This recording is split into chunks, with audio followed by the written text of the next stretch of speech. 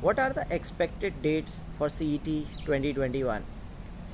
The CET application deadline is till 17th of July, and they would take at least a few days to release the admit cards, and they should give at least 1 week time after the release of admit cards to conduct the examination. So this means they would take around 2 weeks minimum to conduct the examination. If you look at the calendar, the first weekend after that is 31st of July and 1st of August, and then the next weekend falls on 7th of August and 8th of August.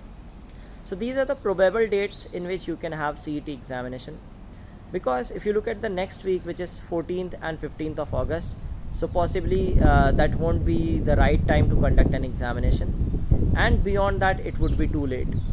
So in my opinion, 30th July or 1st of August, or the second case could be 7th of August and 8th of August.